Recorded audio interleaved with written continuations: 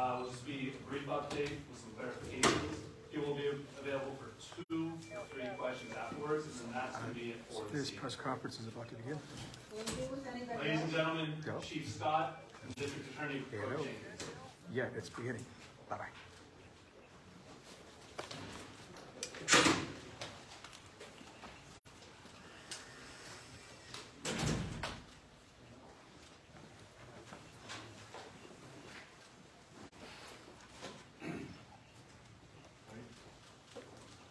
Good evening, everybody, and thank you for joining us here today. I am Chief Bill Scott of the San Francisco Police Department, joined by our District Attorney, Brooke Jenkins, to my right. We have our Assistant Chief of Operations, Chief Dave Lazar, and our Deputy Chief of Investigations, Raj Swanky, with me as well.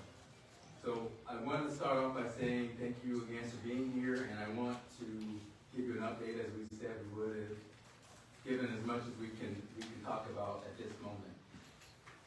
And let me start off by saying this is still a coordinated and collaborative effort between the San Francisco Police Department, the Federal Bureau of Investigations, the FBI, the U.S. Attorney's Office, the U.S. Capitol Police, and our San Francisco District Attorney's Office led by DA Brooke Jenkins.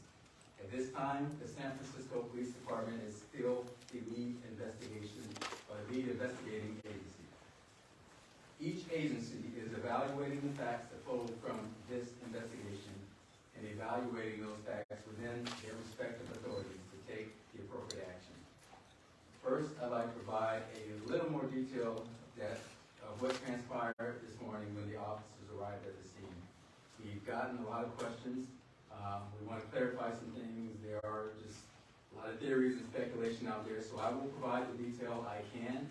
But please understand that this is an ongoing and active investigation, and there's a lot that we still need to dig into.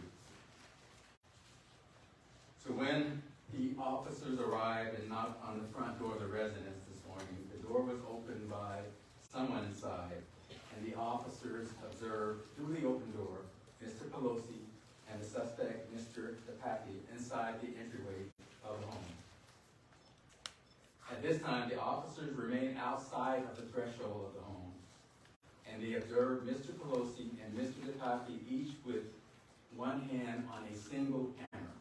There was one hammer that the officer observed. Officers, while still outside of the doorway threshold, gave commands to both men to drop the hammer. Mr. DePappy immediately pulled the hammer away from Mr. Pelosi and violently attacked him with the hammer. The officers immediately entered, tackled the suspect, disarmed him, took the hammer away from him, and took the suspect, Mr. DePappy, into custody. They requested emergency backup, and they rendered medical aid. I can confirm that Mr. DePappy forced entry into a rear door at the rear of the Pelosi home.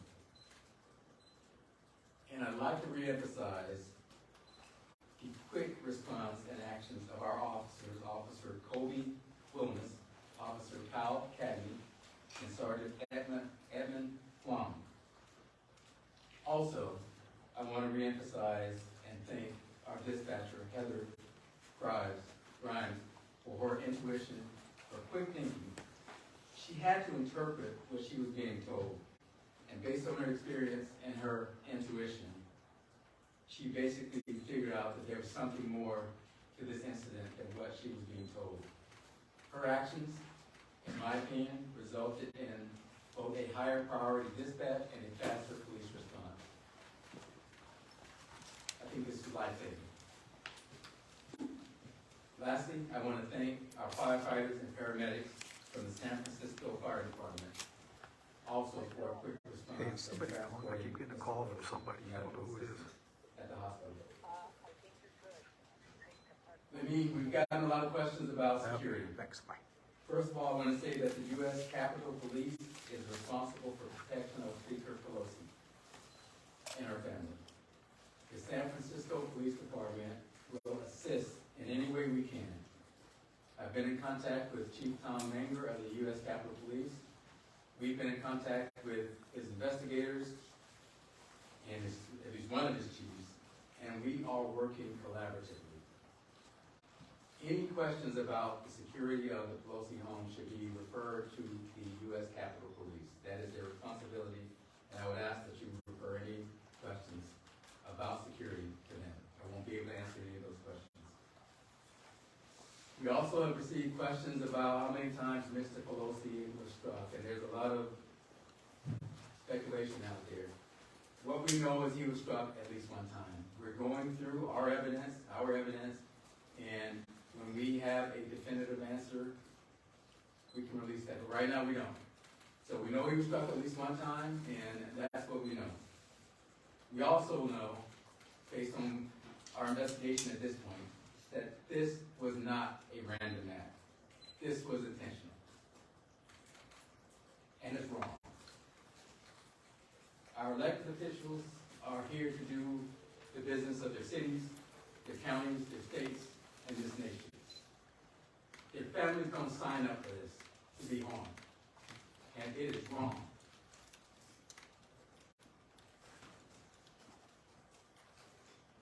And everybody should be disgusted about what happened this morning.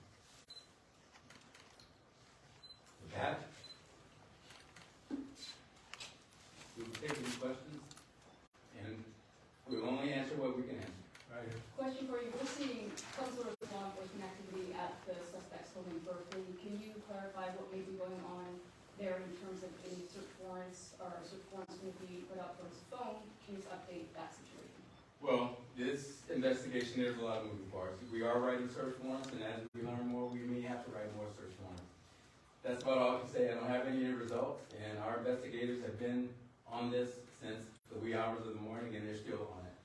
So we're going to do everything we can to uncover every piece of evidence that we can to hold this person accountable. So they have been into the home?